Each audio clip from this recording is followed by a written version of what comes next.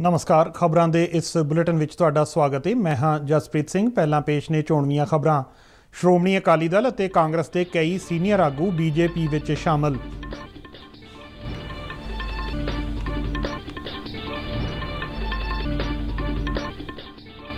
जनतक थावां ते जाण लई पंजाब सरकार ने कोविड रोकू टीके दीआं दोवें खुराकां लगाउणा कीता लाजमी।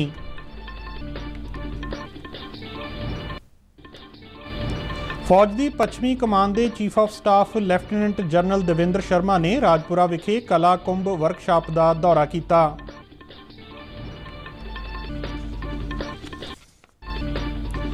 पंजाब विच धुप निकलण के बावजूद सुक्की ठंड का दौर जारी।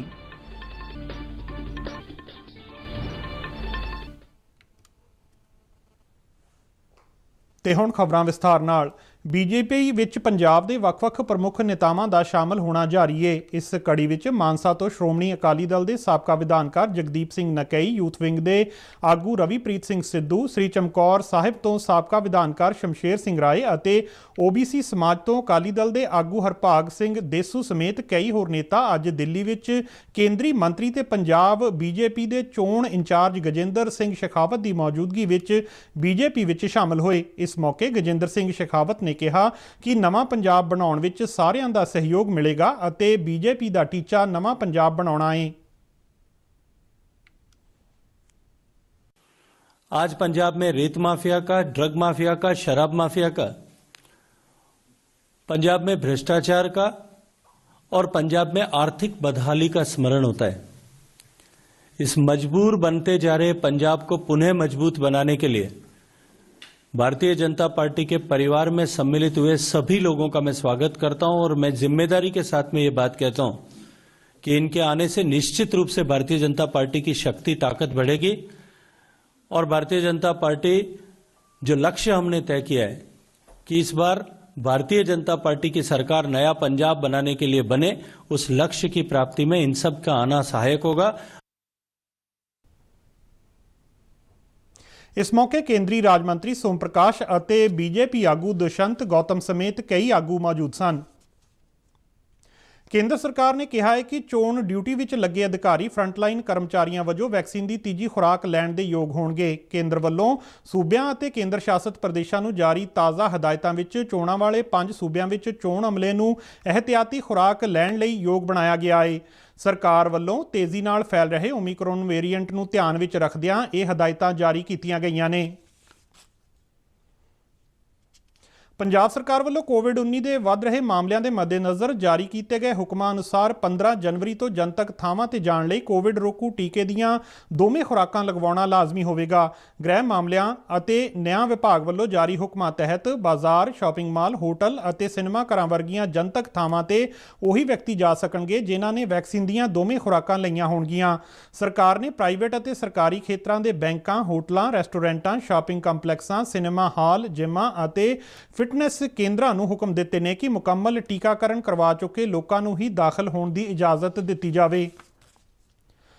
ਪ੍ਰਧਾਨ ਮੰਤਰੀ ਨਰਿੰਦਰ ਮੋਦੀ ਵੱਲੋਂ ਫਿਰੋਜ਼ਪੁਰ ਵਿੱਚ 5 ਜਨਵਰੀ ਨੂੰ ਸੈਟੇਲਾਈਟ ਸੈਂਟਰ ਦਾ ਨੀਂਹ ਪੱਥਰ ਰੱਖਣ ਲਈ ਪੀਜੀਆਈ ਪ੍ਰਸ਼ਾਸਨ ਨੇ ਤਿਆਰੀਆਂ ਸ਼ੁਰੂ ਕਰ ਦਿੱਤੀਆਂ ਨੇ।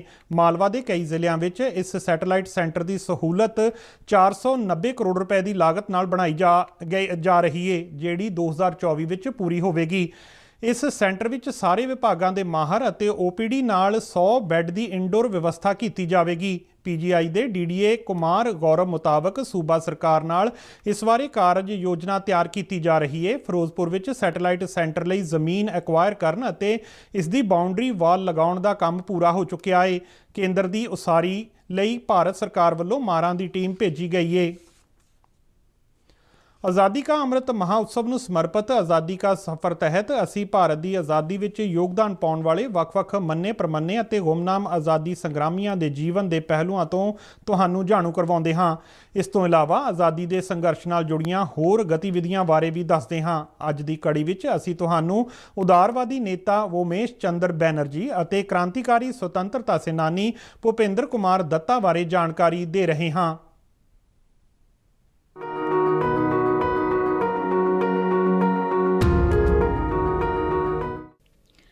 ਅੱਜ ਦੀ ਕੜੀ ਵਿੱਚ ਅਸੀਂ ਸ਼ੁਰੂਆਤੀ ਉਦਾਰਵਾਦੀ ਨੇਤਾਵਾਂ ਵਿੱਚੋਂ ਇੱਕ ਵੋਮੇਸ਼ ਚੰਦਰ ਬੈਨਰਜੀ ਨੂੰ ਯਾਦ ਕਰਦੇ ਹਾਂ, ਜਿਨ੍ਹਾਂ ਦਾ ਜਨਮ 29 ਦਸੰਬਰ 1844 ਨੂੰ ਹੋਇਆ ਸੀ।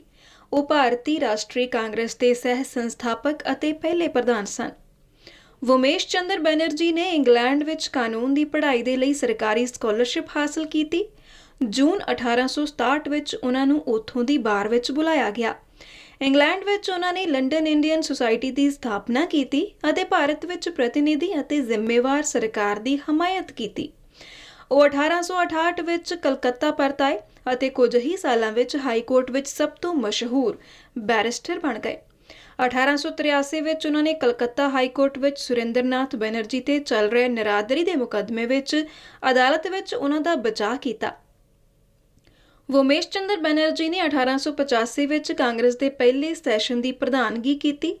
ਕਲਕੱਤਾ ਵਿੱਚ ਕਰਵਾਏ ਗਏ 1886 ਦੇ ਸੈਸ਼ਨ ਵਿੱਚ ਦਾਦਾ ਭਾਈ ਨਾਰੋਜੀ ਦੀ ਪ੍ਰਧਾਨਗੀ ਵਿੱਚ ਉਹਨਾਂ ਨੇ ਆਪਣੇ ਕੰਮ ਦੇ ਬਿਹਤਰ ਤਾਲਮੇਲ ਲਈ ਹਰੇਕ ਸੂਬੇ ਵਿੱਚ ਕਾਂਗਰਸ ਦੀਆਂ ਸਥਾਈ ਕਮੇਟੀਆਂ ਦੇ ਗਠਨ ਦਾ ਪ੍ਰਸਤਾਵ ਰੱਖਿਆ।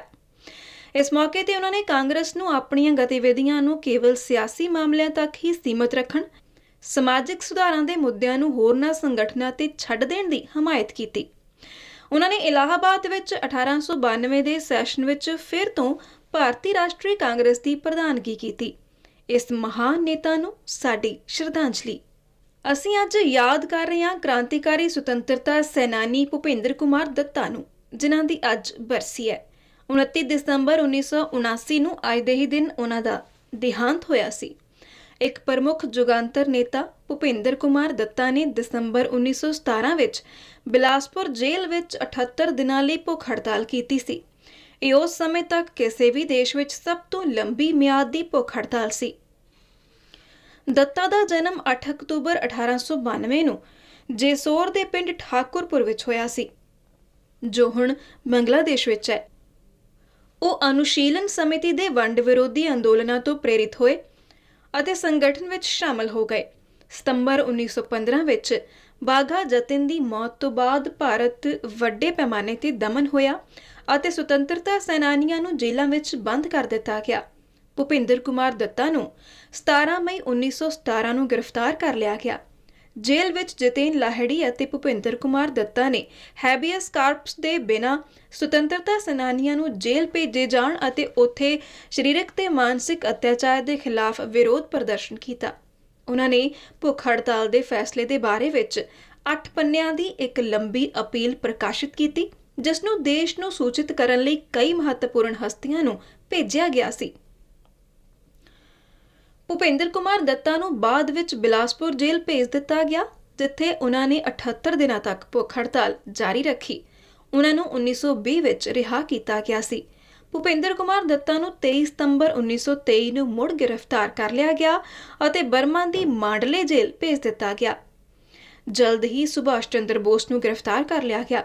ਨੇਤਾ ਜੀ ਨੇ ਭੁਪਿੰਦਰ ਨੂੰ ਮੈਮੋਰੀਜ਼ ਆਫ ਅ ਰੈਵੋਲਿਊਸ਼ਨਿਸਟ ਪੁਸਤਕ ਭੇਟ ਕੀਤੀ, ਜਿਸ ਨੂੰ ਉਹ ਯੂਰਪ ਦੀ ਆਪਣੀ ਆਖਰੀ ਯਾਤਰਾ ਦੌਰਾਨ ਆਪਣੇ ਨਾਲ ਛੁਪਾ ਕੇ ਲਿਆਏ ਸਨ। 1928 ਵਿੱਚ ਆਪਣੀ ਰਿਹਾਈ ਤੋਂ ਬਾਅਦ ਭੁਪਿੰਦਰ ਨੇ ਵੱਖ-ਵੱਖ ਯੁਗਾਂਤਰ ਨੇਤਾਵਾਂ ਦੇ ਨਾਲ ਸੰਪਰਕ ਬਣਾਈ ਰੱਖਣ, ਮੈਗਜ਼ੀਨਾਂ ਦਾ ਸੰਪਾਦਨ ਕਰਨ, ਹਥਿਆਰ ਇਕੱਠਾ ਕਰਨ ਅਤੇ ਉਹਨਾਂ ਦੀ ਵੰਡ ਕਰਨ ਦੀ ਆਪਣੀ ਵੱਖ-ਵੱਖ ਭੂਮਿਕਾ ਨੂੰ ਫਿਰ ਤੋਂ ਸ਼ੁਰੂ ਕੀਤਾ। 1930 ਵਿੱਚ ਚਟਗਾਉਂ ਅਸਲਾਖਾਨਾ ਛਾਪੇ ਦੇ ਫਰਾਰ ਕ੍ਰਾਂਤੀਕਾਰੀਆਂ ਨੂੰ ਪਨਾਹ ਦੇਣ ਲਈ ਉਹਨਾਂ ਨੂੰ ਫਿਰ ਤੋਂ 8 ਸਾਲ ਲਈ ਜੇਲ੍ਹ ਭੇਜ ਦਿੱਤਾ ਗਿਆ ਸੀ। ਉਹਨਾਂ ਨੇ ਹਫ਼ਤਾਵਾਰੀ ਅਖਬਾਰ ਫਾਰਵਰਡ ਦਾ ਸੰਪਾਦਨ ਕੀਤਾ ਅਤੇ 1941 ਵਿੱਚ ਫਿਰ ਤੋਂ 5 ਸਾਲ ਲਈ ਹਿਰਾਸਤ ਵਿੱਚ ਲਏ ਗਏ। ਭੁਪਿੰਦਰ ਵੰਡ ਤੋਂ ਬਾਅਦ ਸੰਪਰਦਾਇਕ ਦੰਗਿਆਂ ਦੇ ਪੀੜਤਾਂ ਨੂੰ ਬਚਾਉਣ ਲਈ ਪੂਰਬੀ ਪਾਕਿਸਤਾਨ ਵਿੱਚ ਕਿਰਿਆਸ਼ੀਲ ਰਹੇ। ਉਹ ਸੰਸਦ ਮੈਂਬਰ ਵੀ ਚੁਣੇ ਗਏ ਸਨ। ਉਹਨਾਂ ਨੇ 1948 ਵਿੱਚ ਪਾਕਿਸਤਾਨ ਦੀ ਸੰਵਿਧਾਨ ਸਭਾ ਵਿੱਚ ਬਾਂਗਲਾ ਨੂੰ ਪਾਕਿਸਤਾਨ ਦੀ ਅਧਿਕਾਰਤ ਭਾਸ਼ਾ ਬਣਾਉਣ ਲਈ ਪ੍ਰਸਤਾਵ ਦਾ ਸਮਰਥਨ ਕੀਤਾ। 1962 ਵਿੱਚ ਉਹ ਭਾਰਤ ਪਰਤ ਆਏ ਅਤੇ ਆਪਣੇ ਆਪ ਨੂੰ ਰਾਸ਼ਟਰ ਸੇਵਾ ਵਿੱਚ ਸਮਰਪਿਤ ਕੀਤਾ। ਇਸ ਮਹਾਨ ਸੁਤੰਤਰਤਾ ਸੈਨਾਨੀ ਨੂੰ ਸਾਡਾ ਸਲਾਮ।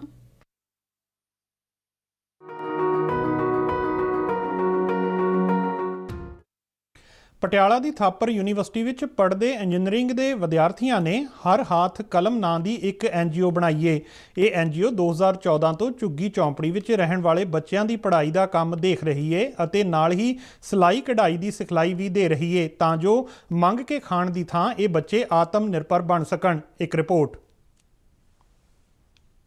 इन्हां बच्चों को शिक्षित करने वाली हर हाथ कलम NGO का गठन तकरीबन 8 साल पहला थापर यूनिवर्सिटी के विद्यार्थियों वालों 10-12 लोगों की टीम नाल किया गया सी। मकसद शहर दीयां वख-वख थावां ते भीख मंगण वाले बच्चों को इकट्ठा करके पढ़ाउण लई प्रेरित करना सी। हौली हौली इस संस्था ने अपने मकसद विच कामयाबी हासिल की ते अज बच्चे पढ़ के आत्मनिर्भर बन रहे हैं। मैं यहाँ पे हर हाथ कलम के स्कूल में रोज आती हूँ। यहाँ पे कॉपी पेन बुक सब फ्री मिलता है और यहाँ की दीदी बहुत अच्छी है। मैं यहाँ से बहुत सालों से पढ़ रहा हूँ और एक दीदी है जो हमें पढ़ाती है हर हाथ कलम वाले, हम बहुत अच्छे पढ़ाते हैं। मैं हर हाथ कलम में पहले पढ़ती थी, अब मैं छोटे बच्चों को पढ़ाती हूँ। दीदी तनख्वाह वगैरह देती है। मैं हर हाथ कलम में सिलाई सीखती हूँ और अभी मैं सीख गई हूँ। मैंने मेरी मम्मी को भी एक सूट सी के दिया, घर पे सबको अच्छा लगा और मैं लोगों को भी सूट सी के दूंगी और उससे मुझे कमाई हो जाएगी। ਝੁੱਗੀ ਝੌਂਪੜੀ ਵਿੱਚ ਰਹਿੰਦੇ ਗਰੀਬ ਪਰਿਵਾਰਾਂ ਦੇ ਬੱਚਿਆਂ ਦੇ ਸੁਪਨੇ ਪੂਰਾ ਕਰਨਾ ਅਤੇ ਭੀਖ ਦੀ ਬੁਰਾਈ ਨੂੰ ਖਤਮ ਕਰਨਾ ਇਸ ਟੀਮ ਦੇ ਮੈਂਬਰਾਂ ਦਾ ਮੰਤਵ ਹੈ। ਸਾਡਾ ਸਿਰਫ ਇੱਕ ਹੀ ਮੋਟਿਵ ਹੈ, ਬੈਗਿੰਗ ਨੂੰ ਖਤਮ ਕਰਨਾ। ਅਗਰ ਕੋਈ ਵੀ ਸਾਡੇ ਨਾਲ ਜੁੜਨਾ ਚਾਹੁੰਦਾ ਬਸ ਅਸੀਂ ਉਹਨਾਂ ਨੂੰ ਇਹੀ ਅੱਗੇ ਉਹਨਾਂ ਦੇ ਅੱਗੇ ਉਹ ਕਰਦੇ ਹਾਂ, ਮਤਲਬ ਅਰਦਾਸ ਕਰਦੇ ਹਾਂ ਕਿ ਉਹ ਕਿਸੇ ਨੂੰ ਵੀ ਭੀਖ ਨਾ ਦੇਣ, ਚਾਹੇ ਉਹ ਬੱਚਾ ਚਾਹੇ ਕੋਈ ਉਹਨਾਂ ਦੀ ਜ਼ਰੂਰਤ ਨੂੰ ਸਮਝ ਕੇ ਸਾਨੂੰ ਦੱਸਣ। ਅਸੀਂ ਸਾਡੇ ਤੋਂ ਜੋ ਵੀ ਪੋਸੀਬਿਲਿਟੀ ਸਾਡੇ ਹੈਲਪ ਕਰ ਸਕਦੇ ਹਾਂ ਉਹਨਾਂ ਦੀ ਕਰਾਂਗੇ। भीख और दान में फ़र्क होता है। भीख देना इज़ नेवर एन आंसर, तो इसलिए हम इस पे काम करते हैं। हमारा एंटी बेगिंग विंग इस पे ये काम करता है कि हम लोगों को कहते हैं कि जो भी बंदे यहाँ पे भिखारी या फिर भीख मांग रहे हैं, हम इनके पास जाते हैं और उनको कहते हैं कि हम इनको काम दिलवाएंगे। ਯੂਨੀਵਰਸਿਟੀ ਦੇ ਇਹ ਵਿਦਿਆਰਥੀ ਸਮਾਂ ਕੱਢ ਕੇ ਰੋਜ਼ਾਨਾ ਇਹਨਾਂ ਬੱਚਿਆਂ ਨੂੰ ਪੜ੍ਹਾਉਂਦੇ ਨੇ ਅਤੇ ਬੱਚੇ ਵੀ ਪੂਰੀ ਮਿਹਨਤ ਨਾਲ ਆਪਣੇ ਇਹਨਾਂ ਟੀਚਰਾਂ ਦਾ ਆਖਾ ਮੰਨਦੇ ਹੋਏ ਪੜ੍ਹਦੇ ਨੇ। ਯਕੀਨਨ ਯੂਨੀਵਰਸਿਟੀ ਦੇ ਵਿਦਿਆਰਥੀਆਂ ਦਾ ਇਹ ਉਦਮ ਬੇहद ਸ਼ਲਾਘਾਯੋਗ ਹੈ ਅਤੇ ਸਮਾਜ ਨੂੰ ਸੇਧ ਦੇਣ ਵਾਲਾ ਵੀ ਹੈ, ਜਿਸ ਨਾਲ ਗਰੀਬ ਘਰਾਂ ਦੇ ਬੱਚੇ ਆਤਮ ਨਿਰਭਰ ਬਣਨ ਦੀ ਦਿਸ਼ਾ ਵੱਲ ਵਧ ਰਹੇ ਨੇ। ਪਟਿਆਲਾ ਤੋਂ ਸ਼ਿਵ ਨਾਰਾਇਣ ਜਾਂਗੜਾ ਦੀ ਰਿਪੋਰਟ ਦੇ ਨਾਲ ਸ਼ਿਸ਼ੂ ਸ਼ਰਮਾ ਸ਼ਾਂਤਲ, ਦੂਰਦਰਸ਼ਨ ਸਮਾਚਾਰ, ਜਲੰਧਰ। ਸੱਭਿਆਚਾਰਕ ਮੰਤਰਾਲਾ, ਰੱਖਿਆ ਮੰਤਰਾਲਾ ਅਤੇ ਰਾਸ਼ਟਰੀ ਆਧੁਨਿਕ ਕਲਾ ਅਜਾਇਬ ਘਰ ਨਵੀਂ ਦਿੱਲੀ ਵੱਲੋਂ ਸਾਂਝੇ ਤੌਰ ਤੇ ਚਿਤਕਾਰਾ ਯੂਨੀਵਰਸਿਟੀ ਰਾਜਪੁਰਾ ਵਿਖੇ ਆਯੋਜਿਤ ਕਲਾਕੁੰਭ ਵਰਕਸ਼ਾਪ ਦਾ ਬੀਤੇ ਦਿਨ ਫੌਜ ਦੀ ਪੱਛਮੀ ਕਮਾਨ ਹੈੱਡਕੁਆਰਟਰ ਦੇ chief of staff lieutenant general Davinder Sharma ਨੇ ਦੌਰਾ ਕੀਤਾ। ਇਸ ਮੌਕੇ ਪਰਮਵੀਰ ਚੱਕਰ ਵਿਜੇਤਾ ਕੈਪਟਨ ਬਾਨਾ ਸਿੰਘ, ਸੂਬੇਦਾਰ ਸੰਜੇ ਕੁਮਾਰ ਅਤੇ ਮੇਜਰ DP ਸਿੰਘ ਵੀ ਉਹਨਾਂ ਨਾਲ ਮੌਜੂਦ ਸਨ। ਉਹਨਾਂ ਤਕਰੀਬਨ 250 ਕਲਾਕਾਰਾਂ ਵੱਲੋਂ ਬਣਾਈ ਜਾ ਰਹੀ 500 ਮੀਟਰ ਲੰਬੀ ਅਤੇ 3 ਮੀਟਰ ਉੱਚੀ ਸਕਰੋਲ ਪੇਂਟਿੰਗ ਨੂੰ ਵੇਖਿਆ ਅਤੇ ਕਲਾਕਾਰਾਂ ਨਾਲ ਗੱਲਬਾਤ ਕੀਤੀ। ਉਹਨਾਂ ਕਲਾਕਾਰਾਂ ਦੀ ਕਲਾਤਮਕ ਪ੍ਰਤਿਭਾ ਦੀ ਜੰਮ ਕੇ ਸ਼ਲਾਘਾ ਕੀਤੀ। ਇਹ ਕਲਾਕੁੰਭ ਵਰਕਸ਼ਾਪ 2 ਜਨਵਰੀ ਤੱਕ ਚੱਲੇਗੀ ਅਤੇ ਮੁਕੰਮਲ ਹੋਣ ਤੇ ਇਹ ਮੈਗਾ ਪੇਂਟਿੰਗ 26 ਜਨਵਰੀ ਨੂੰ ਗਣਤੰਤਰ ਦਿਵਸ ਮੌਕੇ ਨਵੀਂ ਦਿੱਲੀ ਦੇ ਰਾਜਪਥ ਤੇ ਲਗਾਈ ਜਾਵੇਗੀ। ਪ੍ਰਧਾਨ ਮੰਤਰੀ ਨਰਿੰਦਰ ਮੋਦੀ ਇਸ ਦਾ ਉਦਘਾਟਨ ਕਰਨਗੇ।